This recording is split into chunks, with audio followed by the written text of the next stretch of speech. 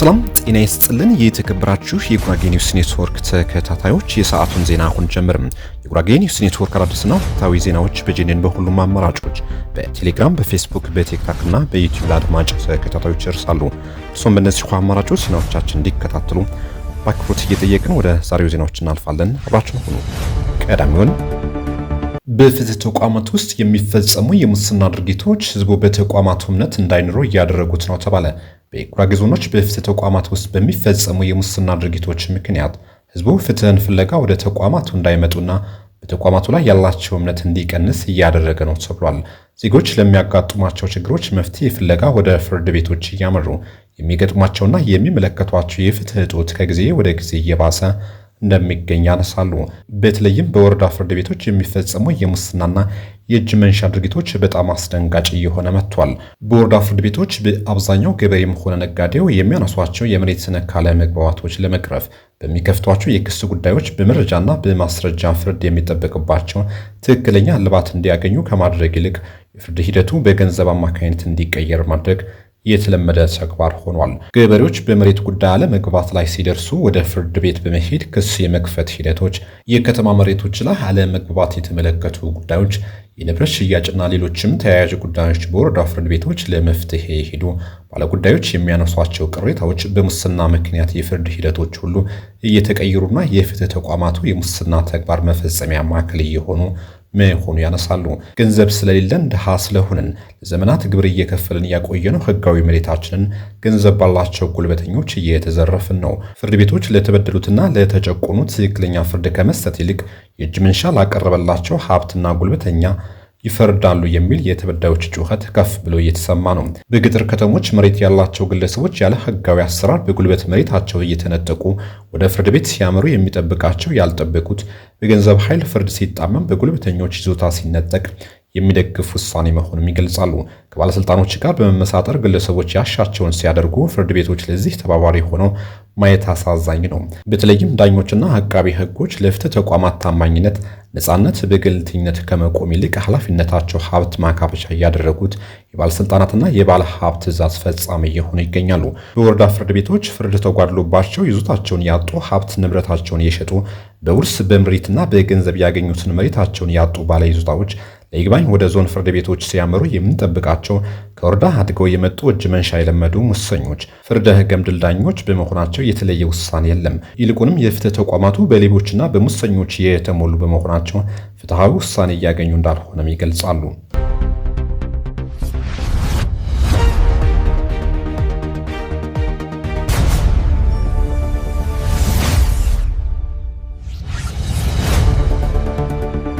ከ12 በላይ ሞተር ሳይክል የዘረፉ ግለሰቦች ተይዘው ከፖሊስ ጣቢያ እንዲያመልጡ ተደረገ። በጉራጌ ዞን ጉመር ወረዳ አረቀጥ ከተማ ከ12 በላይ ሞተር ሳይክል ዘርፎ የነበሩ ግለሰቦች ተይዘው ከታሰሩበት ፖሊስ ጣቢያ አመልጠው እንደሄዱ መደረጋቸው ተነግሯል። በወረዳው እጅግ አሳሳቢ ደረጃ ላይ የደረሰው የስርቆት ወንጀል የተደራጀና በመረጃ የታገዘ ድጋፍ ያለው ድርጊት እየሆነ መጥቷል። በተለያዩ በወረዳው ከተሞች የተለመደው የስርቆት ወንጀል ወደ ወረዳው መቀመጫ አረቀጥ ከተማ የደረሰ ሲሆን ከባባድ የስርቆት ወንጀሎችን እየተፈጸሙ ይገኛሉ። በወረዳው የተሰማሩ የፖሊስ አባላት በአብዛኛው ከሌላ ዞን የመጡ በመሆናቸው ዘራፊዎችም የሚመጡት ከሌላ ዞን ፖሊሶችን ተከትለው ነው ተብሏል። ከፖሊሶች ጋር ከፍተኛ ቁርኝት የፈጠሩት ዘራፊዎች ጠንካራ ሰንሰለት ስላላቸው በፈለጉት ጊዜ ወደ ከተማው ገብተው ዘርፈው ይሰወራሉ። የሚይዛቸውም የለም። በስርቆት ወንጀል ተጠርጥረው የሚያዙ ግለሰቦች ከፖሊስ ጣቢያ አምልጠው እንዲሄዱ ማድረግ በወረዳው የተለመደ ተግባር ሆኗል። አሳሳቢ ደረጃ ላይ የደረሰው ይህ ድርጊት ለሚመለከተው አካል ቢቀርብ መፍትሄ አላገኘም። የግለሰቦች ንብረት፣ የነጋዴና የመንግስት ንብረት ሳይቀር ይዘረፋል። ተጠርጣሪዎች ይያዛሉ። ምንም ውሳኔ ሳይሰጥ በቀጣይ ጊዜያት ግለሰቦቹ አምልጠው ሄደዋል ይባላል። በቅርብ በከተማው ከ12 በላይ ሞተር ሳይክል ዘርፈው በካሜራ በቀረ ተንቀሳቃሽ ምስል በታገዘ ክትትል ግለሰቦቹ በቁጥጥር ስር ሊውሉ ችለዋል። በዘራፊዎቹ ከተሰረቁት የህዝብና የመንግስት ሞተሮች መካከል የወረዳው ገቢዎች ጽሕፈት ቤት ንብረት የሆኑት 5 ወር እንኳ ያላገለገሉ 250 ሲሲ ቦክሰር ሞተሮች ይገኙበታል ብለዋል የጄኔን ምንጮች። ይህን ያህል ወንጀል የፈጸሙ ግለሰቦች ናቸው በፖሊሶች አማካኝነት አምልጠው እንዲጠፉ የተደረጉት። በዚህም የወረዳው ብሎ የከተማው አመራር የወሰዱት ምንም አይነት እርምጃ የለም ተብሏል። አሳሳቢ ደረጃ ላይ የደረሰው የስርቆት ድርጊቱ ፖሊሶች በሚሰሩት ስህተት ህዝብ ዋጋ እያስከፈለ ይገኛል። በወረዳው ሞተር ግቢ ውስጥ ማሳደር የማይቻል ነገር ሆኗል። አብዛኛው ሰው ቤት ውስጥ ነው ሞተሮቹን የሚያሳድረው። ተይዘው በፖሊሶች እንዲያመልጡ የተደረጉ ተጠርጣሪዎች ጉዳይ የዞኑ ፍትህ መምሪያ ይዞት እንደነበር ምንጮች ያስረዱ ሲሆን ግለሰቦቹ ካመለጡ በኋላ ጉዳዩ ተረስቷል።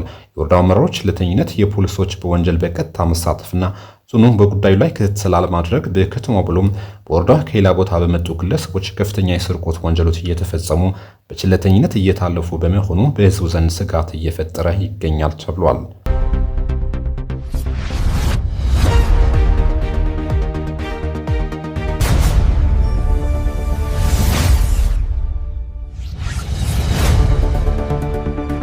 ኢትዮጵያ በምስራቅ አፍሪካ የሚከሰቱ ግጭቶችን በመፍታትና ሁኔታዎችን በማርገብ ረገድ የምትጫወተው ቁልፍ ሚና ከፍተኛ መሆኑ የአሜሪካ የውጭ ጉዳይ ሚኒስቴር አስታወቀ። በኢትዮጵያና በአሜሪካ መካከል ያለውን የሁለትዮሽ ግንኙነት ይበልጥ ለማጠናከርና በትብብር መስኮች ዙሪያ በጋራ ለመስራት የሚያስችል የሁለትዮሽ መዋቅራዊ ውይይት ማዕቀፍ በዋሽንግተን ዲሲ ተፈርሟል።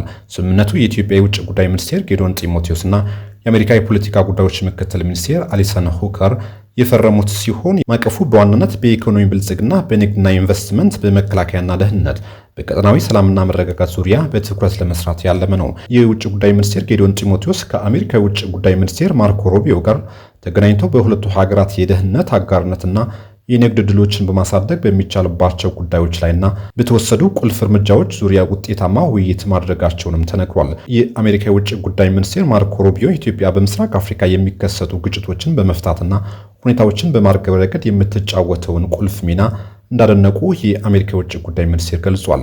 መሪዎቹ በኢትዮጵያ ታላቁ ህዳሴ ግድብ ቀጣይ የደህንነት ጉዳዮችን የተመለከቱ ውይይቶች ማንሳታቸውና መግባባት ላይ መድረሳቸውም ተገልጿል።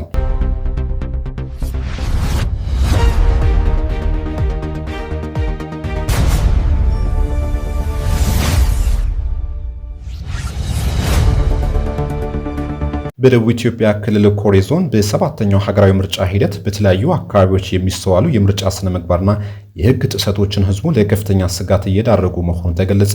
የአካባቢው ነዋሪዎች እንደሚሉት የምርጫ ጊዜ እየተቃረበ መምጣቱን ተከትሎ ፖለቲካዊ ውጥረቶች ሰፍተው መቀጠላቸውና የተወሰዱ ያሉ አንዳንድ እርምጃዎች እንዳሳሰቧቸው ገልጿል። የተፎካካሪ ፓርቲዎችን ማሰርና ማስፈራራት፣ ገለልተኛ ሊሆኑ የሚገቡ የጸጥታ ኃይሎች ለገዢው ፓርቲ ወገንተኛ በመሆን ሌሎች ላይ ጫና መፍጠር፣ የተፎካካሪ የፖለቲካ ፓርቲዎች እንቅስቃሴዎችን የመገደብ ሁኔታዎች በዞኑ በስፋት እንደሚስተዋሉ ነዋሪዎች ይገልጻሉ። ይህም በአካባቢው ለዓመታት ከቆየው የጸጥታ ችግር ጋር ተዳምሮ ስጋት እንደፈጠረባቸው የሚገልጹት ነዋሪዎቹ ፖለቲካ ፓርቲዎች መምረጡን ለእኛ ትተው አቋምና እቅዳቸውን በሰላማዊ መንገድ የማስተዋወቅ ስራቸውን ቢሰሩ የተሻለ ነው ብለዋል። በዞኑ የሚንቀሳቀሱት የገዢው ብልጽግና ፓርቲ፣ የኢትዮጵያ ዜጎች ለማህበራዊ ፍትህ ፓርቲና የኢትዮጵያ ሶሻል ዲሞክራቲክ ፓርቲ ስላጋጠማቸው ችግር በግልጽ አቋማቸውን ገልጿል። በዞኑ በስድስተኛው ሀገራዊ ምርጫ ኢዜማ በማሸነፉ የተበሳጩት የዞኑ አመራሮች በሰባተኛው ሀገራዊ ምርጫ ይህን እንዳይደገም በመስጋት የተለያዩ መንገዶች እየተጠቀሙ ይገኛሉ ያሉት የኢዜማ ተወካይ አባላት፣ ደጋፊዎችና በየደረጃው ያሉ አመራሮች ማስፈራራትና ማሰር ተደጋጋሚ ሂደቶች ስለመኖራቸው ተናግረዋል። አሁን በስልጣን ላይ ያሉ የገዢው ብልጽግና ፓርቲ አመራሮች በዞንና በወረዳ ደረጃ እጩ በመሆናቸው ፖሊስን ተጠቅመው ተፎካካሪ ፓርቲዎችን የማሰርና የማስፈራራት ስራ ይሰራሉ ብለዋል። የኮሬ ዞን የመንግስት ዋና ተጠሪ አቶ ሳሙኤል እንደገለጹት በዞኑ 4 ተፎካካሪ የፖለቲካ ፓርቲዎች መኖራቸውን በመግለጽ ብልጽግና ፓርቲ ምርጫውን ሰላማዊና ዲሞክራሲያዊ ሆኖ እንዲጠናቀቅ በትኩረት እየሰራ መሆኑን ገልጿል። በዞኑ ካሉ 3 ተፎካካሪ ፓርቲዎች ኢዜማ በተለያዩ መንገዶች ተገቢ ያልሆኑ እንቅስቃሴዎችን ሲያደርግ ቆይቷልን ብለዋል።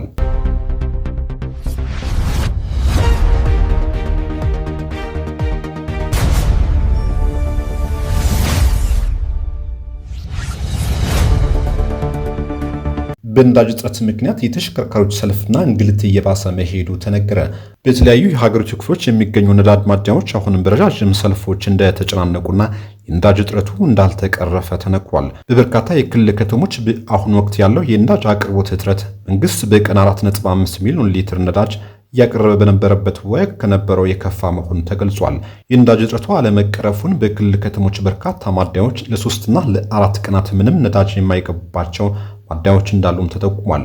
ሆኖም በአዲስ አበባ ከተማ የሚገኙ የነዳጅ ማደያዎች የተሻለ የነዳጅ አቅርቦት እንዳላቸው ተነግሯል። መንግስት በቀን ያቀርብ የነበረውን ወደ 4.5 ሚሊዮን ሊትር ነዳጅ የመካከለኛው ምስራቅ ጦርነት ከመከሰቱ በፊት ወደ ነበረው 9 ሚሊዮን ሊትር መመለሱን ከገለጸ 12 ቀናት ተቆጥሯል። በዚህም የተለየ ለውጥ እንዳይታይ አሁንም የነዳጅ ንግዱ በህገወጥ ነጋዴዎች ቁጥጥር ስር መሆኑ አስረጂ ነው ተብሏል። ነዳጅ ባለባቸው ማደያዎች ተሰልፎ ነዳጅ ለማግኘት ከ3 እስከ 5 ሺህ ብር የሚከፍሉ አሽከርካሪዎች እንዳሉም ተነግሯል።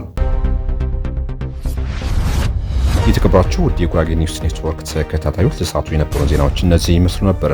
ቆይታችሁ ከጄኔን ጋር ስለሆነ እናመሰግናለን። መልካም ጊዜ